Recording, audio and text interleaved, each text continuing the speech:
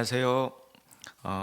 오늘은 홀리틴 BTS 11강 신앙계승 사사들이 다스리던 시기 2편을 다루겠습니다. 지난 사사기 1장부터 9장에서는 이스라엘 백성들의 반복되는 죄 안에서도 백성들의 회복을 원하시는 하나님의 사랑을 확인하는 시간이었습니다. 350년간의 시간 동안 무려 7번이나 반복되는 죄악 속의 이스라엘 백성을 구원하시기에 12명의 사사를 보내셔서 용서와 사랑을 베푸신 긍휼의 하나님을 목도하는 시간을 가져보았습니다. 기드온이라는 사사를 세우실 때는 정말 말도 안 되는 상황 속에서도 하나님 말씀에 순종하면 어떤 전쟁도 승리할 수 있다는 사실을 알게 되었습니다.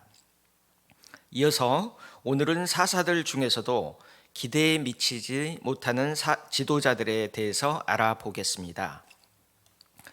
먼저 4편 기대에 못 미치는 지도자, 사사기 10장부터 12장을 살펴보겠습니다. 사사기 10장부터 16장에 보면은 기대에 못 미치는 지도자의 이야기가 나옵니다. 사사들 12명이 다 훌륭했느냐? 그렇지는 않습니다. 입산, 압돈, 삼손과 같은 사사들을 보면 참 하나님의 기대에 못 미치는 사사였다는 것을 보게 됩니다. 왜 삼손이 하나님의 기대에 못 미치는 사사였을까요? 삼손 이야기는 사사기 13장부터 16장까지 참 길게 기록되어져 있습니다. 소라 땅의 단지파 마노아라는 사람에게는 아이가 없었습니다. 근데 하나님께서 마노아에게 나타나서 이제 아들을 줄 것이다 이렇게 말씀하면서 몇 가지 얘기를 하십니다. 하나는 절대 그 아이의 머리에 삭도를 대지 말라. 그리고 포도주와 독주를 마시게 되면 안 된다. 그리고 어떤 부정한 것, 죽은 시체도 만지면 안 된다. 그렇게 말씀하십니다. 이것은 무엇을 말씀한 것입니까? 그것은 민수기 6장에 나와 있는 나시린법이죠. 즉 나시린을 너에게 주겠다 그렇게 말씀하셨던 것입니다. 그래서 아이를 잉태하게 되었고 아이를 낳았는데 그 아이의 이름이 바로 삼손입니다. 하나님께서 왜 이렇게 했을까? 하나님의 기대는 지금까지 사사들을 부를 때 그들 대부분이 성인이 되었을 때 그들을 부르셨습니다. 그런데 그 결과가 그렇게 좋지는 않았습니다. 그래서 이번에는 뱃속에서부터 잘 구분하고 준비시켜서 사사를 세웠던 것입니다. 어렸을 때부터 하나님의 말씀으로 잘 성장해서 정말 멋진 사사가 되기를 바라셨던 것입니다. 다행히 마노아는 민수기 6장에 나오는 나시린법을 잘 알고 있었고 하나님이 무엇을 얘기하는지 잘 알았습니다. 그래서 아이를 그렇게 잘 키우고자 했는데 자녀 교육이 부모 뜻대로 되지는 않았습니다. 삼손은 성인이 되었을 때 자기 소견대로 자기 멋대로 행하게 됩니다. 그는 자기 소견대로 블레셋 마을에 가서 블레셋 여자를 아내로 맞습니다. 이것은 후에 부인과 장인이 죽게 되는 끔찍한 결과를 가져오게 되죠. 그래서 블레셋 사람들에게 복수한다는 명목으로 블레셋 사람들을 다 쳐 죽이는 그러한 일도 있었습니다. 그 과정에서 보면 삼손은 율법에 어긋나는 일들을 했는데요. 예를 들어서 자기가 죽인 사자에게서 생긴 꿀을 먹습니다. 나시린법은 죽은 사체에게서 나온 것을 절대 먹으면 안 됩니다. 그것을 삼손은 먹었고 부모님께도 거짓말을 하고 그 꿀을 갖다 주었습니다. 즉 삼손은 하나님의 율법 말씀 앞에 경외하는 마음으로 순종한 것이 아니라 자기 멋대로 자기 소견대로 살았던 것입니다. 이게 참 실망스러운 삼손의 모습이었습니다. 그러나 삼손에게 하나님의 능력이 나타나게 되었고 이스라엘 백성을 구원하는 일을 하게 되죠.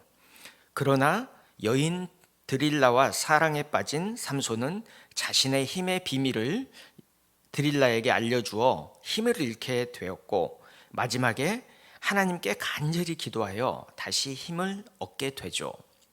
그 힘으로 연회장에 모여있던 모든 블레셋 사람들과 함께 죽는 길을 선택하게 됩니다.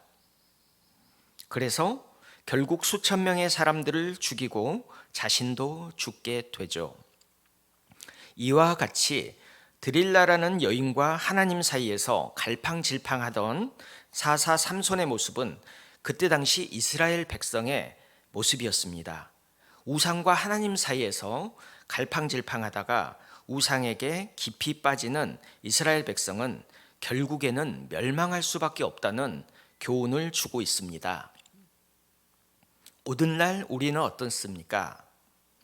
예수님께서 하나님과 재물을 겸하여 섬길 수 없다고 분명히 말씀하였음에도 불구하고 하나님과 세상 문화 사이에서 갈팡질팡하다가 결국에는 세상 문화를 따라가는 그런 모습을 보여주고 있지는 않습니까? 그 인생의 끝은 삼손입니다. 실패하고 죽는 것입니다. 사사시대의 결말과 같이 패망으로 끝나는 것입니다. 우리는 기대에 못 미치는 사사 삼손을 통해서 우리가 어떤 길을 선택해야 할지 잘 생각해야 합니다. 자, 다음은 5번째 사사시대 사회상에 대해서 살펴보겠습니다. 이어지는 5번째 이야기는 2가지의 에피소드 이야기로 구성되어져 있습니다. 첫 번째 에피소드는 베들레헴에서 일해야 할 레위인이 자신의 지역을 떠나서 에브라임 지파에 와서 미가의 집에 취업하는 이야기입니다. 왜 이 사람은 베들레헴을 떠나 에브라임 산지까지 오게 되었을까요? 그것은 먹고 살기 위해서 그랬습니다. 생계가 어려워지자 생계를 유지하기 위해서 자기의 거주지를 떠났던 것이죠. 이것은 명백히 율법을 어기는 행위였습니다. 왜냐하면 레위인은 48개 성읍으로 파송을 받았고 그곳에서 죽을 때까지 살아야 했던 것입니다. 그런데 생활이 너무 어려우니까 그곳을 떠났던 것이죠. 왜 레위인의 생활이 어려워졌을까요? 12지파가 제물을 드리지 않았기 때문입니다. 즉 10의 1조를 하지 않았기 때문에 레위인의 생계가 막막해졌던 것입니다. 즉 에브라임 산지로 온 레위인은 미가의 집에서 연봉 계약을 맺습니다.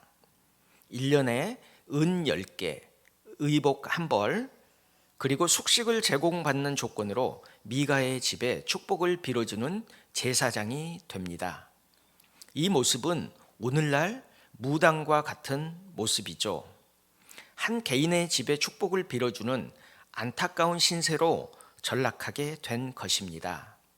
그런데 나중에는 또 단지파로 옮겨가게 되는데 단지파는 미가의 집보다 더 많은 연봉을 제시하게 되고 더 좋은 조건을 따라서 자신의 근무지를 옮기는 안타까운 레위인의 타락한 모습을 보게 됩니다.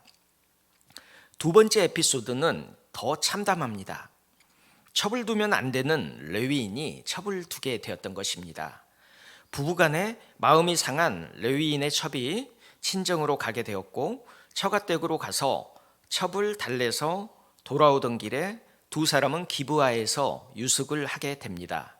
한 노인의 집에서 유숙을 하게 되는데 베냐민 지파 불량배들에 의해서 끔찍한 일을 당하게 되죠. 첩의 죽음 앞에 레위인은 자신의 잘못을 하나님 앞에 회개해야 하는데 오히려 분노하게 됩니다. 그래서 레위인은 첩의 몸을 12조각 내어 12지파에게 보내게 되죠. 그리고 나머지 11개 지파가 연합해서 베냐민 지파에게 이 일을 회개할 것을 촉구합니다. 그런데 베냐민 지파는 여기에서 회개하기는커녕 오히려 맞서 싸우게 되죠. 결국 지파 간의 싸움이 일어나게 되었고 이때 베냐민 지파는 남자는 모두 죽고 약 600명만 살아남게 됩니다. 한 지파가 멸절될 뻔한 위기를 맞이했던 것입니다. 왜 이렇게 지파 간에 전쟁이 일어나고 레위인들은 타락했던 것일까요? 그것은 말씀이 무너지고 성막 5대 제사 등이 무너져서 사라졌기 때문입니다. 이번에는 6번째 지파 간의 갈등을 살펴보겠습니다. 이제 마지막 6번째 이야기는 지파 간의 갈등 이야기입니다. 앞서 말씀드린 베냐민 지파와 나머지 지파 간의 전쟁이 있었죠. 그런데 사사 시기에는 지파 간의 전쟁이 그것만 있었던 것은 아닙니다. 예를 들어서 사사 입다가 전쟁에서 승리를 하고 돌아왔을 때 에브라임 지파 사람들이 시비를 걸게 되었고, 이 시비에서 입다는 자신의 감정을 주체하지 못하고 에브라임 지파와 전쟁을 벌이게 되었던 것입니다. 그 결과 약 4만 2천 명의 에브라임 지파 사람들이 죽임을 당하게 됩니다. 정말 끔찍한 일이었죠.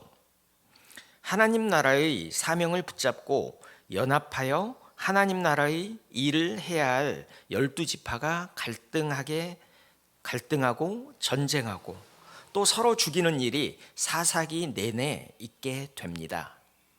왜 이런 일이 있게 되었을까요? 그들은 하나님이 명령하신 3대 명절을 지키지 않았던 것입니다. 유월절, 오순절, 장막절. 이때 20세 이상의 남자들이 성막이 있는 실로에 모여서 함께 축제의 시간을 보내며 함께 연합하고 단합했어야 했었습니다. 그랬다면 암몬, 블레셋 등 어떠한 족속도 이스라엘을 침범하지 못했을 텐데 그들은 그렇게 하지 못했던 것입니다.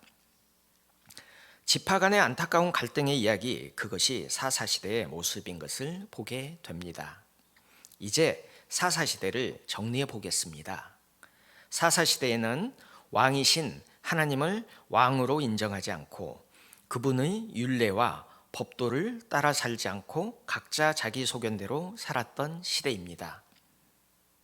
그 결과는 어떻게 되었을까요? 더 행복해지고 더 잘 되었을까요? 아닙니다. 이스라엘은 하나님께 징계를 받게 되고 이스라엘의 삶은 수탈과 수치를 당하는 것을 보게 됩니다.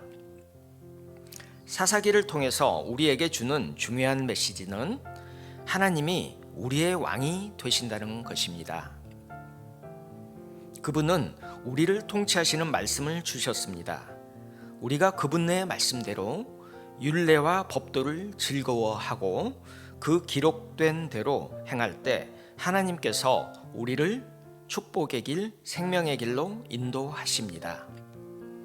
그렇게 살지 못할 때 우리는 하나님께 징계를 당하고 수치와 수탈, 모멸을 당하는 삶을 사는 것을 말해주고 있습니다. 영적 암흑기에서 벗어날 수 있는 가장 좋은 방법은 말씀으로 되돌아가는 것입니다.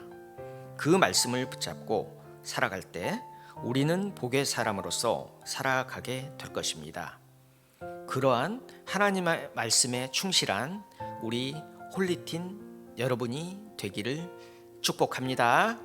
화이팅!